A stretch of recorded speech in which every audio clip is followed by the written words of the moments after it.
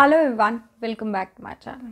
अगर आप इस चैनल पर नए हैं तो मैं आपको बता दूं कि मैं हर सैटरडे एक मदर सेंट्रिक वीडियो लेके आती हूं। मदर सेंट्रिक से मेरा मतलब है मदर एंड बेबी केयर, कुछ मेरी टिप्स और ट्रिक्स, और साथ ही में धीरे धीरे जो जो चीज़ें मैं सीख रही हूँ वो आपके साथ मैं शेयर करती हूँ। So make sure you subscribe the channel and press the bell icon. So चलिए आज का टॉपिक शुरू करते हैं। आज मैं बात करूंगी बेबी की मोमेंट्स को कैसे काउंट करें। अगर आप मुझे पहले से जानते हैं तो आपको पता होगा कि मुझे ऑब्स्टेटिक कोलेस्टेटिस की प्रॉब्लम हो गई थी, जिसमें लिवर से रिलेटेड प्रॉब्लम होती है। अगर आपने वो वीडियो नहीं देखी है तो मैं उसका लिंक ऊपर आई बटन में और डिस्क्रिप्शन बॉक्स में दे दूँगी। उस प्रॉब्लम के बाद मुझे मेरे डॉक्टर ने समझाया कि हमें बेबी की मूवमेंट को मॉनिटर करना होगा। अब ये कॉन्सेप्ट थोड़ा मेरे लिए नया था एज अ न्यू मॉम। मैंने अपने डॉक्टर से डिस्कस करा कि बेबी की मूवमेंट को हम कैसे काउंट कर सकते हैं, क्योंकि 5th मंथ के बाद से ही मूवमेंट मुझे शुरू हो गई थी और बहुत ज़्यादा फ्रीक्वेंट थी। जो प्रेग्नेंट है वो मेरे साथ रिलेट कर सकते हैं। एक बारी में जो मूवमेंट होती है वो सिर्फ एक बारी किक हो गए, एक बारी मूव होके नहीं रुक जाती। वो मूवमेंट कुछ टाइम के लिए, कुछ फ्रैक्शंस ऑफ सेकेंड्स के लिए होती रहती हैं। मुझे ये कन्फ्यूजन थी कि मैं उस एक बारी मूवमेंट के अंदर कितनी मूवमेंट हो रही है उसे काउंट करूं या उसे पूरी एक मूवमेंट में कंसिडर करूं। ऐसी बहुत सारी लेडीज़ होंगी जिनके साथ कोई ना कोई दिक्कत होगी, या 7th या 8th मंथ के अंदर अंदर हमारे डॉक्टर्स हमें बोलते हैं कि अपने बच्चे की मूवमेंट पे ध्यान रखो। आज मेरी डॉक्टर ने जो जो मुझे समझाया मैं वो सब आपके साथ शेयर करूँगी। मैं ऑलरेडी आपको बता चुकी हूँ कि मैं 4 से 5 डॉक्टर के पास जा चुकी हूँ अपनी पूरी प्रेगनेंसी की जर्नी में। मेरे साथ बहुत अप्स एंड डाउन्स हुए हैं एंड मेरी पूरी जर्नी आपको इस प्लेलिस्ट में मिल जाएगी। आप मेरी स्टार्टिंग से एंड तक की जर्नी, अब तक की जर्नी आप सारी देख सकते हैं। मेरे स्टार्टिंग से अब तक की जर्नी की सारी प्लेलिस्ट आपको डिस्क्रिप्शन बॉक्स में और ऊपर आई बटन में मिल जाएगी। अगर आप चाहें तो वो देख सकते हैं। इससे आप मेरी पूरी स्टोरी के साथ रिलेट कर पाएंगे। जब मुझे ऑब्स्टेटिक कोलेस्टेटिस यानी जो लिवर में प्रॉब्लम हुई थी, उसके बाद मुझे डॉक्टर्स ने सी सेक्शन के लिए बोल दिया था। एंड मेरे उसके बाद कुछ टेस्ट हुए थे जिसमें था कि मेरा जो फ्लूइड होता है, एमनियोटिक फ्लूइड आई गेस उसे बोलते हैं, अगर मैं गलत प्रोनाउंस कर रही हूँ तो आई एम सॉरी। वो थोड़ा सा कम है। इस वजह से मूवमेंट पे थोड़ा फ़र्क पड़ता है। पहले तो हम लोग बहुत डर गए थे कि ये जो भी चीज़ है ये कम है तो इसकी वजह से बेबी को कोई ख़तरा ना हो, क्योंकि being a new mom, being a first time mother, सबसे पहला क्वेश्चन या सबसे पहला डाउट जो एक लेडी के दिमाग में आता है वो ये आता है, मेरे साथ जो हो रहा है उससे मेरे बच्चे पे फ़र्क ना पड़े। मुझे मेरे डॉक्टर ने ये चीज़ समझाई कि ठीक है, आपको मतलब ठीक है कम है, कोई दिक्कत नहीं है, बट आपको है ना अपनी बेबी के मूवमेंट्स पे ध्यान देना होगा। और जब मैं उनके पास गई थी नवंबर में तो मेरा काफ़ी पहले मेरी मूवमेंट्स बहुत फ्रीक्वेंट थी, और धीरे धीरे जैसे हम टाइम के साथ बढ़ता जाता है, बेबी की ग्रोथ होती जाती है, एक मदर धीरे धीरे चीज़ें सीख, बिकॉज वो फर्स्ट टाइम मॉम होती है। मुझे ये चीज़ फील होने लग रही थी कि कुछ टाइम से कम हो रही है।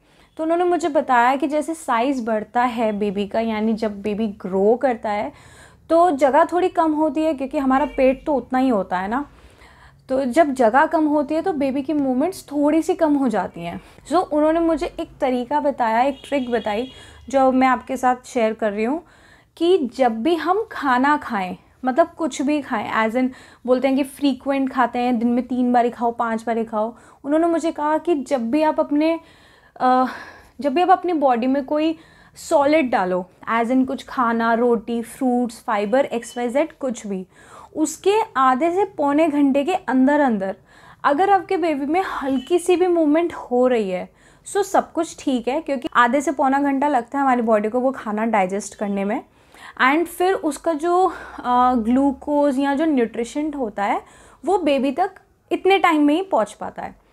जैसे ही वो बेबी तक पहुंचता है और वो मूव करता है, इसका मतलब वो ठीक है, वो सेफ़ है। आप उसकी उस मोमेंट को काउंट करो एज 1, कि अगर वो 1 मिनट के अंदर या 2 मिनट के अंदर या 30 सेकंड के अंदर 5 बारी हिला, या आपको 5 बारी अपने अंदर सेंसेशन फील हुई, तो आप उसे 1 में कंसिडर करोगे। अगर आप दिन में 10 बारी खाना खा रहे हो, 4 बारी खाना खा रहे हो, 5 बारी खाना खा रहे हो, या सिर्फ लिक्विड ले रहे हो जिसमें आप चाय, दूध, कॉफ़ी कुछ भी ले रहे हो, उसके बाद जो आपको मूवमेंट होती है उसे आप काउंट करोगे। सो ऐसी मूवमेंट आप जब भी खाना खाओ उसके 1 घंटे के अंदर अंदर हो जानी चाहिए। अगर इनकेस इसमें भी नहीं होती तो भी रिस्क वाली बात नहीं है। दूसरा तरीका जो उन्होंने मुझे बताया कि अगर आपके खाने के 1 से 2 घंटे के अंदर भी मूवमेंट नहीं होती तो आप उस टाइम पे थोड़ी वॉक कर सकते हो। वॉक करने से क्या होता है, हमारी पूरी बॉडी थोड़ी मूव करती है, थोड़ी एक्टिव होती है। इस वजह से बेबी अंदर थोड़ा सा डिस्कम्फर्ट होता है, जिससे वो अपनी पोजीशन चेंज करता है या जिससे वो थोड़ा एक्टिव फील करता है, इसलिए वो थोड़ा सा हिलता है। तो आपको ज़रा सी भी मूवमेंट फील हो जाएगी। और जो उन्होंने तीसरी बात बोली थी वो ये थी कि अगर 4 घंटे लगातार ऐसा हो जाता है कि मूवमेंट नहीं हो रही तो आपको एक अल्ट्रासाउंड ज़रूर कराना चाहिए। बट टचवुड मेरे केस में सिर्फ एक दिन ऐसा हुआ था कि 7-8 घंटे मूवमेंट नहीं हुई थी। फिर मेरी मदर इन लॉ ने थोड़ा सा मेरा पेट हिलाया था। वो कुछ मूवमेंट्स होते हैं जो हमारे बड़ों को पता होते हैं। उन्होंने थोड़ा पेट दबाया तो विद इन 5 to 10 मिनट्स मुझे सेंसेशन फील हो गई थी। सो हम थोड़ा रिलैक्स थे कि ठीक है, हो सकता है मेरा 2nd ट्राइमेस्टर चल रहा था उस टाइम पे, तो हो सकता है कि बेबी उस टाइम पे सो रहा हो। क्योंकि नेट पे इतनी रिसर्च और इतनी वीडियोस देखने और बनाने के बाद इतना तो पता लग गया था कि बेबी 10 से 12 घंटे सोता है। पर अगर आपके साथ ऐसा हो रहा है कि आपकी मूवमेंट्स कम हो रही हैं या कम नहीं हो रही, आप उसे काउंट नहीं कर पा रहे, तो 3 तरीके मैंने आपके साथ शेयर करें।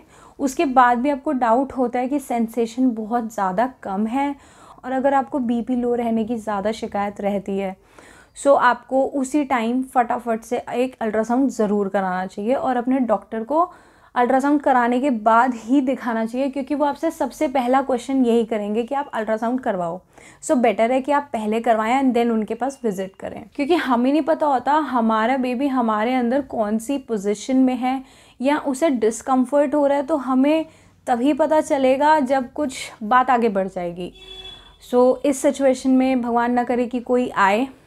और मेरा बीपी काफ़ी लो रहता था। 2 ट्राइमेस्टर मेरे 1st और 2nd ऐसे गए हैं कि मुझे नोज़िया भी रहा है 4थे महीने तक, और मुझे बीपी की भी बहुत ज़्यादा प्रॉब्लम रही है। बीपी मेरा 75-80 से ऊपर कभी नहीं रहा, और अब 3rd ट्राइमेस्टर में ऐसा हो रहा है कि 145-152 तक जा रहा है। सो ये प्रेगनेंसी की एक जर्नी है जो हमें बहुत सारी चीज़ें दिखाती है, बहुत सारे चेंजेस करती है हमारी बॉडी के अंदर। अभी मेरा 9th मंथ चल रहा है, ये एक प्री रिकॉर्डेड वीडियो है। सो प्रेगनेंसी एक बहुत अप्स एंड डाउन्स वाली जर्नी है, जिसमें हमें पता नहीं होता हमारी बॉडी के अंदर कितने चेंज आ रहे हैं और कितने चेंज आने बाकी हैं। सो ये थी मेरी आज की वीडियो। अगर आपको ये वीडियो पसंद आई हो तो प्लीज़ इसे लाइक करिएगा, मेरे चैनल को सब्सक्राइब करके बेल आइकन दबाइएगा। मैं हर सैटरडे आपके साथ वीडियोस शेयर करती हूँ। आप मेरे चैनल पे बहुत सारी वीडियोस देख सकते हैं प्रेगनेंसी से डिलीवरी के अंदर की जितनी भी मेरे एक्सपीरियंसेस हैं, जितनी भी टिप्स ट्रिक्स या जो भी मैंने अब तक सीखा है, वो मैं आपके साथ सब कुछ शेयर कर रही हूँ। सो अगर आप एक न्यू मॉम हैं या बनने वाली हैं तो ये चैनल आपके काफ़ी काम का है, एक बारी विज़िट ज़रूर करिएगा। सो इसी के साथ thank you so much, thank you.